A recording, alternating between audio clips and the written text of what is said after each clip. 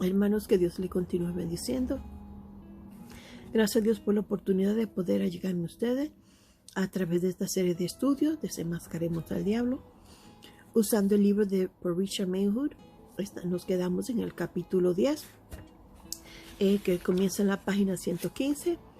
Gracias también a mis pastores, Bernabé y Priscila Guardado, por esta oportunidad.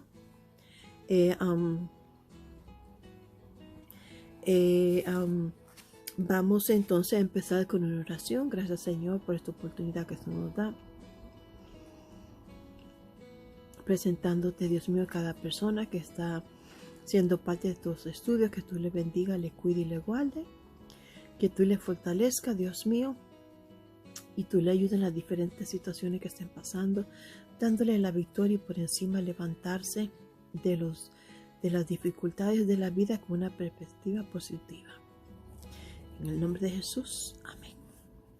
Ok, entonces este capítulo 10 tiene por tema la trampa del derrotismo, que es lo mismo que la derrota.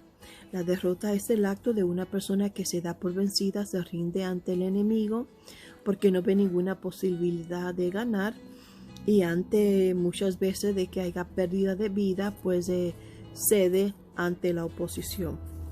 Quiero que usted visualice una persona en un campo de guerra con un grupo opositor que viene a atacar. La persona, al ver que experimenta tantas pérdidas de su equipo, que entonces ¿qué hace? Se da por vencido y se rinde y levanta una bandera, la cual frota en el aire o agita como señal de que acepta la derrota. Ahora el autor comienza el capítulo en la página 115 leyendo una carta que recibió de un amigo pastor que dice así. No lo voy a leer todo porque tengo mucho material que cubrir, voy a leer solamente una parte. Y dice: actualmente me encuentro buscando un segundo empleo para contrarrestar la posibilidad de que la iglesia no pueda pagar mi salario dentro de poco. Esto es la diligencia más penosa y más destructiva del ánimo que jamás había soportado. Pero al mismo tiempo me ha dado una comprensión excepcional de las presiones económicas y del desánimo de los hombres que no pueden encontrar empleo o que están subempleados. Dice entonces en el próximo párrafo: ora por favor por la iglesia y también porque crezca. Te pido que también ores por mí, ya que Satanás me abruma regularmente con temores y desánimos. Entonces, pues hasta ahí lo voy a dejar. Yo creo que todos hemos pasado por situaciones difíciles donde usted sabe que el diablo de por sí hace un excelente trabajo en desanimar a los hijos de Dios. Y déjenme decirle, el desánimo y la derrota viene cuando quitamos la mirada de Dios. No sé si usted recuerda a Pedro cuando empezó a caminar sobre el agua, cuando le dijo a Jesús: si eres el Hijo de Dios, di que venga a ti. Entonces Jesús le pidió que venga y él comenzó a caminar. Siempre y cuando tenía su mirada en Jesús, estaba bien. Cuando quitó la mirada de Jesús fue que empezó a hundirse, pero lo bueno es que cuando empezó a hundirse, Jesús estaba ahí para levantarlo. Si usted se siente en un momento difícil que está por perder la batalla, le ha ido mal en los negocios, en el trabajo, en diferentes áreas, la derrota ha estado zarandeando su vida, Jesús está al lado de usted para levantarlo y sostenerlo, así como sostuvo a Pedro cuando se empezó a hundir. Solamente clámale y él va a venir usted a socorrerlo. Porque dice: clama a mí, yo te responderé. Ahora, el autor usa como base el Salmo 32 del 1 al 7, que tiene que ver con David, cuando David pecó y como por consecuencia trató de esconder su pecado y mandó a poner se quedó con la mujer del hombre y se aseguró que él muriera, al pedir que lo pongan al frente de la batalla. Entonces vemos que Dios usó al profeta Natán para sacar a la luz el pecado de David. Y vemos aquí a David, pues, que habla cómo él se siente y también habla de cómo él contestó, cómo él respondió ante esta situación cuando fue enfrentado por el profeta Natán. Aquí está el sitio, Salmos 32 del 1 al 7. Dice así: bienaventurado aquel cuya transgresión ha sido perdonada y cuyo pecado y cubierto su pecado. Bienaventurado el hombre a quien Jehová no culpa de iniquidad y en cuyo espíritu no hay engaño. Mientras que ayer se envejecieron mis huesos en mi gemir todo el día, pero de día y de noche se agravó sobre mí tu mano. Entonces vemos, dice que su verdor se convirtió en sequedad de verano. Vemos como el pecado también seca, dice que le afectó su salud, su paz mental, su relación con Dios, pero vemos que la reconoció. Y es importante que sea que usted está experimentando derrota por consecuencia de un pecado, como David, sea por una mala decisión apresurada que usted tomó, hay siempre la oportunidad de empezar de nuevo y levantarse otra vez.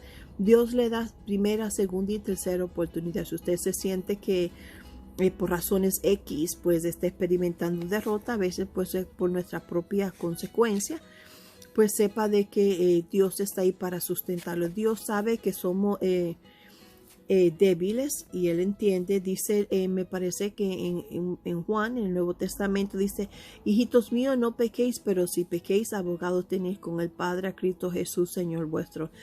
Sea lo que usted haya hecho, sabe que en Dios hay otra oportunidad. Entonces el autor aquí usa personas famosas, conocidas en el ámbito de la ciencia, de la música, de la política, del negocio, cinematográfico, en el ámbito de la educación, también para dejar saber de cómo hay personas también que han experimentado situaciones difíciles pero no se dieron por vencido. Comienza hablando de Albert Einstein, que fue reconocido en la ciencia como uno de los hombres más ilustres de ese tiempo. Hoy también se considera así. Hay hospitales, hay parques, hay edificios que tienen el nombre de él hoy en día. Y dice el autor que este hombre, Albert Einstein, no hablaba cuando nació, fue muy tarde para hablar. Empezó a hablar a los 4 años de edad y empezó a leer a los 7 años. Ya alguien así, usted sabe que en la escuela el sistema de educación lo rechaza porque ya pues cree que esta persona no va a lograr nada. Entonces vemos aquí que en el ámbito de la música, Beethoven, que es un gran compositor de la música clásica, aquí dice que el maestro en la clase de música dijo que como compositor era un caso perdido, no había futuro en él. Vemos de Thomas Edison, que era un jovencito que también, como él, los maestros se dieron por vencido y dijo que él nunca iba a llegar a nada, que él no iba a aprender jamás. Él también fue rechazado por los maestros. La mamá tuvo que enseñarle en la casa porque la escuela lo rechazó. Y me acuerdo porque yo leí un documental que la mamá le dijo al hijo para animarlo: no fue que la escuela te rechazó porque tú no eres bueno para aprender, sino es porque tú eres suficiente inteligente y ellos no pueden enseñarte lo que tú necesitas.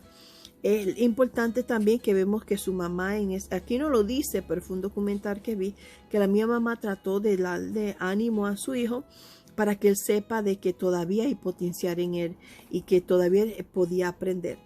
Entonces, pues vemos aquí también habla de la F.W. Woolworth, que fue uno de los negociantes más grandes que este país había tenido. Fue dueño de muchos centros de tiendas en los Estados Unidos alrededor del país. Dice que a los 21 años de edad él comenzó a trabajar y una tienda no le permitió tratar con la clientela porque dice que no tenía la suficiente capacidad.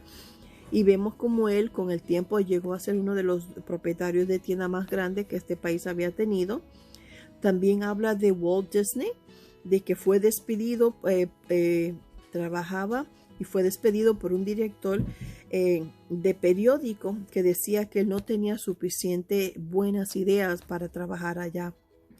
Entonces habla de Caruso, que es un profesor de música, que también a él le dijeron que no podrá cantar, no tenía la voz para cantar. Habla también aquí de Louisa May Alcott, que también la consideraron incapacitada para agradar al público.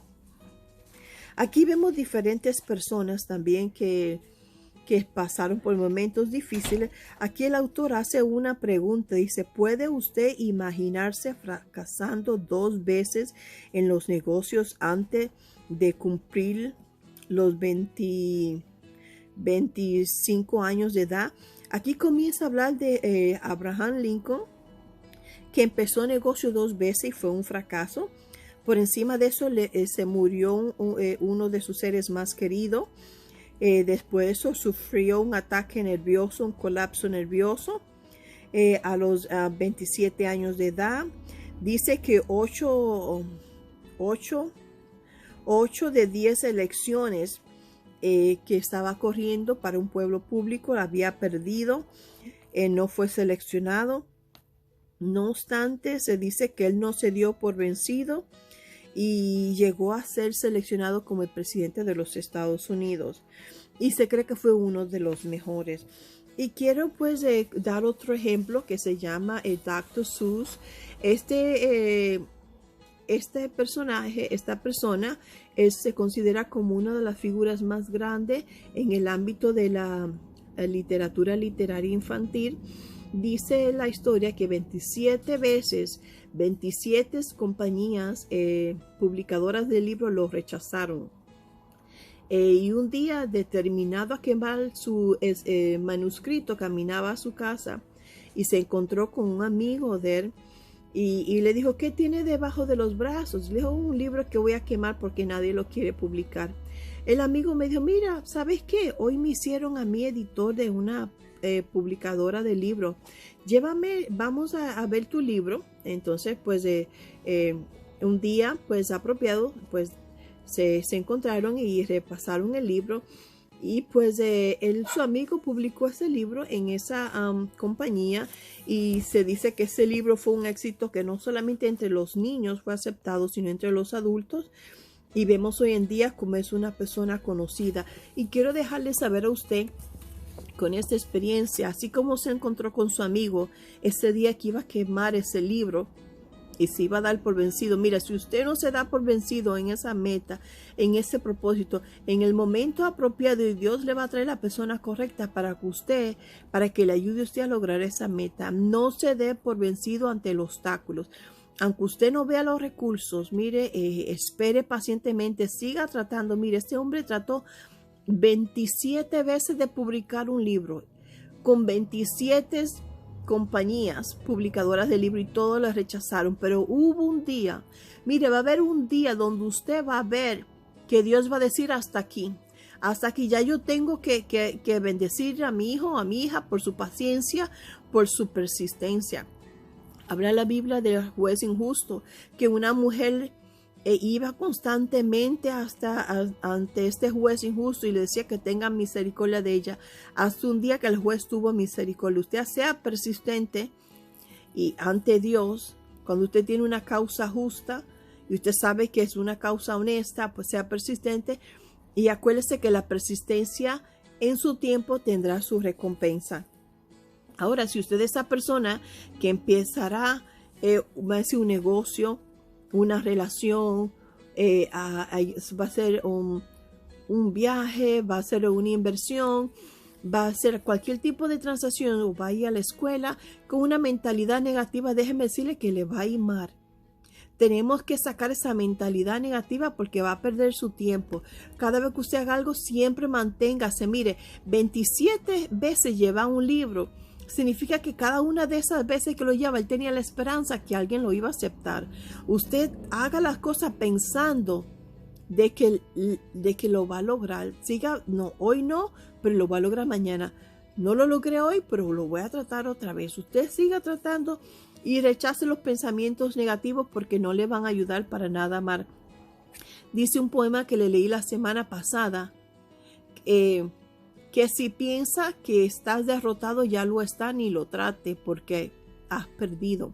Usted pues rechace ese pensamiento, el diablo le va a poner ese pensamiento, hasta le va a decir que Dios, si usted pecó, porque a veces estamos experimentando derrotas porque hemos pecado y hemos hecho cosas que no teníamos que hacer y estamos pagando las consecuencias. Mire, usted humíllese y arrepiéntese como David, delante de Dios quebrántese en el Salmo 32 y pues comienza a hacer las cosas mejor y usted va a ver la diferencia. Lo importante es reconocer los errores y seguir hacia adelante y no quedarse postrado.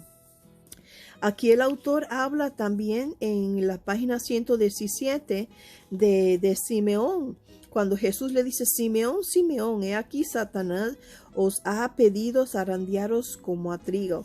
El autor me gusta algo que dice así aquí.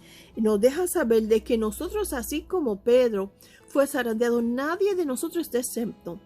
Así como Pablo estaba pasando por situaciones difíciles, los discípulos pasaron por situaciones difíciles. Nadie está exento de los hijos de Dios en esta época.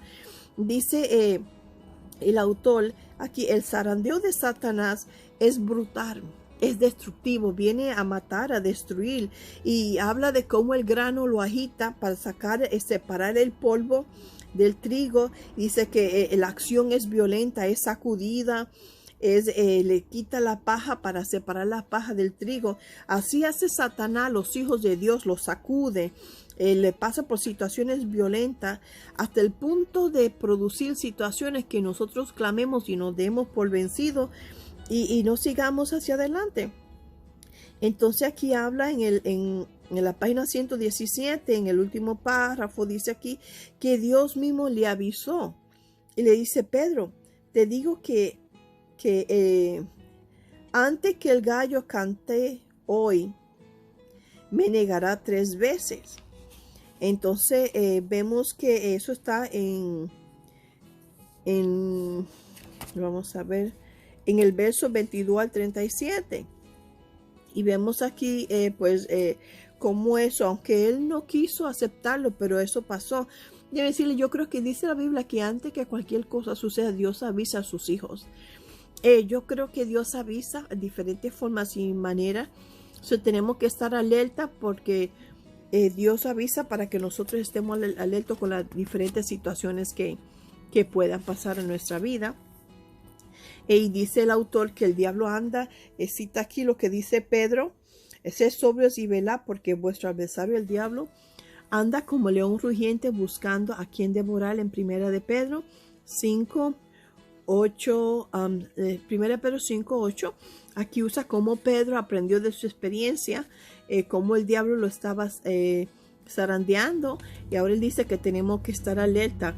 Y él dice aquí que no podemos como cristianos subestimar el poder de Satanás y la capacidad que él tiene para hacer que los hijos de Dios experimenten la derrota y pues caigan en pecado. Tenemos que ser vigilantes y no podemos pensar que el diablo no tiene poder. Sí, él tiene poder. Él tiene poder y vemos las grandes devastaciones que hace. Él roba, mata, destruye. Él hace todo lo que él pueda para llevar sus planes a cabo. Entonces dice que así como el diablo le pidió permiso a Dios para tocar a Pedro, le pidió permiso a Dios, así lo puede hacer con nosotros y lo ha hecho y lo seguirá haciendo. Si usted no cree que esté exento de los ataques del diablo, puede ser que no sea usted, sea un familiar, su hijo, su hija, su madre, su hermano, su tía, su sobrino, pero el diablo sí lo va a hacer. Entonces el autor viene aquí, cita primera de Pedro 5, 9 al 10 y dice así: al cual resistí firme en la fe, sabiendo que los mismos padecimientos se van cumpliendo en vuestros hermanos en todo el mundo. Oiga, o sea que todos vamos a pasar por sus padecimientos y sufrimiento en todo el mundo. Nadie está exento. Mas el Dios de toda gracia, que nos llamó a su gloria eterna en Cristo Jesús, después que hayáis padecido un poco, porque mire, tenemos que padecer. So, prepárese, que lo de usted viene por ahí, como dice un dicho, a cada pavo le toca su día. Dice aquí entonces, Él mismo os perfeccione y afirme y fortalezca y establezca. Entonces el propósito, después que usted pase por esa prueba, usted va a ser fortalecido y establecido, gracias a Dios. Ahora el autor aquí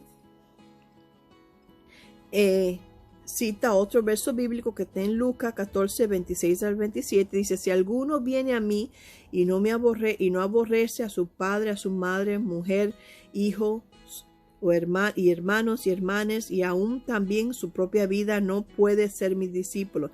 Y el que no lleva su cruz y viene en pos de mí, no puede ser mi discípulo. O sea que vamos a tener problemas y vamos a pasar por situaciones difíciles, pero tenemos que seguir hacia adelante, porque aún la rosa tiene sus espinas y el servir a Dios también tiene sus retos. Esto no es fácil, esto es para valientes. Dice la Biblia que el reino de los cielos se hace fuerte y solo los valientes lo arrebatan. No se dé por vencido. Mantenga, acuérdese, una mentalidad optimista. Cuando mantenemos una mentalidad pesimista, mire, fácilmente vamos a ceder ante el desánimo, nos vamos a rendir ante el reto. Dice aquí entonces más adelante, dice el autor en la página 119, pero hablar de ir a una batalla es muy distinto a meterse realmente en un combate. Uno puede hablar mucho, yo voy a una guerra, pero estar adentro de una guerra, ahí cuando uno sabe verdaderamente qué es lo que estar en medio de eso, situaciones difíciles. Entonces el autor hace aquí una pregunta, ¿acaso ha pensado usted en el precio que tendrá que pagar? Usted como hijo de Dios, ¿usted ha pensado el precio que tiene que pagar? Entonces aquí cita el Salmo 139, 23 al 24. Dice, examíname, oh Dios, y conoce mi corazón. Y pruébame y conoce mis pensamientos. Y ve si hay en mí camino de perversidad. Y guíame por el camino eterno. Ahora déjeme decirle, yo quiero hablar algo de este verso muy breve. Dice, examíname, oh Dios. Ok, muy bueno. Dios me va a examinar, pero hay gente que se agarran de esto y no tienen tiempo para examinar su vida y quieren que Dios haga todo el examen.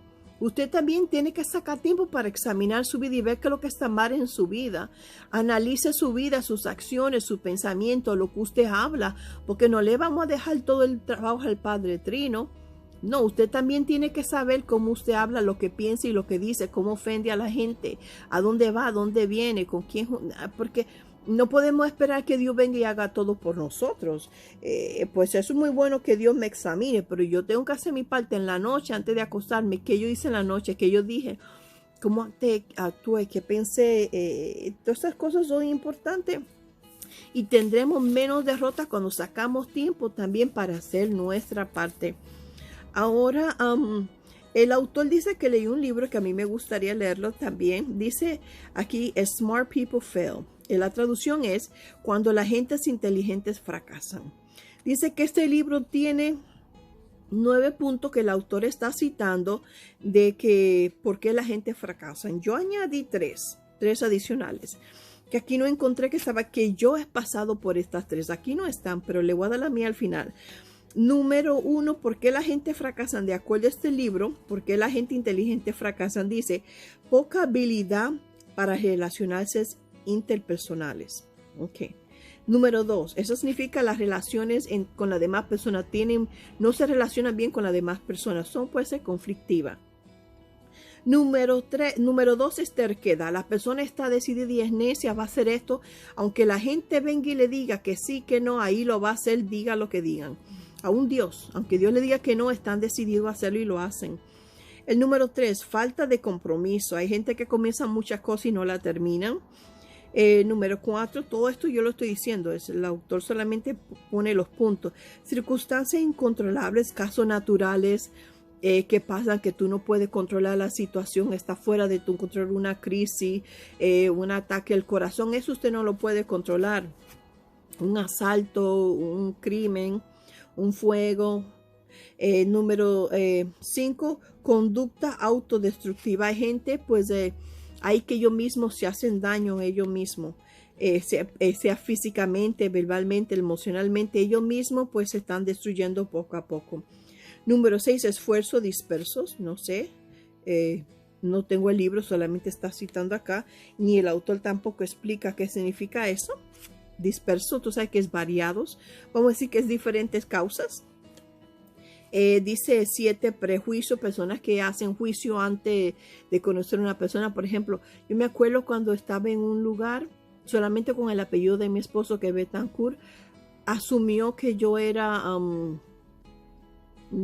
como de otra nacionalidad, otro país. Cuando fui a la entrevista, vio que ella era latina. Qué casualidad, esa casa que íbamos a comprar, había hablado con esa, pero ya no estaba disponible porque ya no vio.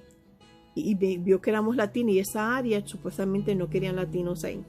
Entonces, pues hay gente que aún por un nombre hacen juicio antes de tiempo. Por ejemplo, hay gente que están casados blancos y tienen apellidos latinos y creen que son latinos, y cuando tú los ves, son gente que solamente tienen el apellido de su esposo. Hay personas que juzgan a la persona por su apariencia, por su color. Son prejuicios, juicio ante conclusión antes de conocer a la persona verdaderamente. Dice que administración deficiente, la gente tiene una decadencia en dirigir ciertos asuntos. Abuso de la hospitalidad ajena, ok, hay gente que se pasan y usan a las demás personas. Ahora 3 puntos que yo puse adicionales, este va a ser el 10, es que se rinden ante la oposición y los obstáculos. Hay personas que comienzan a hacer las cosas y cuando vienen el obstáculo y la oposición, que a veces se abruman y se dan por vencido, no, yo no lo voy a hacer. Se acabó la finanza, las puertas se cerraron y ya no quieren hacer nada porque tienen demasiado obstáculo y se dan por vencido. Entonces la número 11 es que tienen una baja autoestima. Ellos mismos sienten que no van a poder hacer nada en su vida. Ay, bendito, yo no puedo, yo no sé leer, no sé escribir, no tengo educación, no soy una persona social, ya estoy muy avanzada de edad, un montón de excusas. El 11, dicen la influencia del medio ambiente. Pues se dejan influenciar por su medio ambiente. Hay personas que se dejan influenciar por los amigos y pues fácilmente son sacados de la meta porque pues se dejan influenciar por cualquier situación con facilidad. Entonces son puntos que yo he sacado. Ahora vamos a brincar en la página 121, que el autor dice, okay, hace unos meses atrás un miembro de nuestro personal me escribió una nota y dice la nota así: me identifico especialmente con Moisés, por lo cual aprecié tu punto de vista en cuanto a él. La mayoría de las personas lo han visto como remolón o rebelde, o ambas cosas, por haberse negado en el primer momento a dirigir a Israel. Pero yo lo he percibido como un hombre deprimido que está batallando con serios sentimientos de incompetencia. Satanás utilizaba muy eficientemente nuestras flaquezas para vencernos y una y otra vez más. Ahora, en la misma página 121, el autor cita personajes que pasaron por situaciones difíciles, fracasaron, pero se levantaron. Entre ellos está Sansón. Usted sabe que Sansón, hasta el punto que perdió los ojos, perdió su pelo, que era la fuente que le daba la fuerza porque era nazareno, lo hicieron vivir como lo hicieron como payaso para entretener a la audiencia en las fiestas. Jugaron con él, lo usaron y por lo mismo de que se cedió ante la trampa de los filisteos a través por la mujer Dalila. Entonces vemos aquí, dice que él se recuperó, vemos con su muerte, él mató más gente que todo el tiempo que estuvo con vida, él se arrepintió y pidió perdón, y vemos, el autor dice que entonces que aunque uno fracase, uno se pueda levantar por encima de la derrota y tener éxito al final. Habla de David, usted sabe que se arrepintió de su pecado. Vemos en el Salmo 32, vemos a Marco, que un viaje misionero se dio por vencido, y pues hasta el punto que se regresó después de una oportunidad que tuvo, regresó, y esta vez pudo mantenerse firme y pues pasar las dificultades en las misiones, y fue de gran utilidad a Pedro en el viaje misionero. Vemos a Pedro que aunque negó a Jesús, fue uno de los discípulos que pasaron por momentos bien difíciles. Habla también de Pablo, que tenía un aguijón en su carne. Se cree que era una enfermedad que estaba pasando por momentos difíciles. Y no obstante, fue uno de los apóstoles que más contribuyó para el evangelio de Jesucristo. Vemos todas las epístolas que escribió. Entonces aquí en la página 122 dice el autor, estamos llegando al final, dice aquí en los pensamientos finales: el camino de la recuperación apunta hacia la misericordia y el perdón de Dios. No descansa en sí mismo, sino en él, pero tenemos que reconocer nuestras desviaciones y errores, desilusiones y pecados. No obstante, sí vamos a tener derrota por consecuencia, quizás malas decisiones, desobediencia, terquedad. Puede ser nosotros pues causa fuera de nuestro control que no vamos a dar por vencido. No obstante, acuérdense, tenemos la oportunidad de empezar de nuevo, hacia adelante con sabiduría, aprendiendo de nuestros errores. Ahora cita aquí otra vez el Salmo 132. Vamos a leer el verso 1 que dice: mi pecado te declaré y no encubrí mi iniquidad. Sea que usted haya fracasado en cualquier área de su vida, usted puede levantarse otra vez y reconozca su pecado. Cuando usted reconoce sus errores, tiene más posibilidad de levantarse que una persona que no reconozca sus errores. Es importante venir y reconocer sus errores. Aquí el autor cita una experiencia de Theodore Roosevelt, que fue uno de los presidentes de este país, que tiene por título Caballería, soldado de caballería. Dice así: el reconocimiento le pertenece al hombre, efectivamente. Está en el campo de la batalla con el rostro arruinado por el polvo y el sudor y la sangre, que se esfuerza valientemente, que se equivoca y fracasa una y otra vez, que conoce los grandes entusiasmos y las grandes entregas, y que se consume por una causa digna. Aquel que en sus mejores momentos sabe lo que es el triunfo de los grandes logros. Quien en sus peores momentos, si fracasa, al menos fracasa con la audacia admirable. De manera, en su lugar jamás habrá de estar entre esas almas frías y tímidas que no conocen la victoria ni el fracaso. Es importante que si usted fracasa, que fracase tratando, especialmente si usted va a hacer algo que es para Dios. Asegúrese que tiene la luz verde y trate siempre de esperar en la guianza del Espíritu Santo, porque a veces uno puede fracasar por la terquedad. Y cuando vengan los obstáculos, usted agárrese y fortalécese, porque dice la Biblia, son más los que están con usted que los que están en contra. Crea las promesas de Dios. Y pues vamos a continuar la próxima vez. Vamos a terminar y vamos a empezar casi el penúltimo capítulo, que tiene que ver con la trampa del sectarismo. Que Dios le bendiga y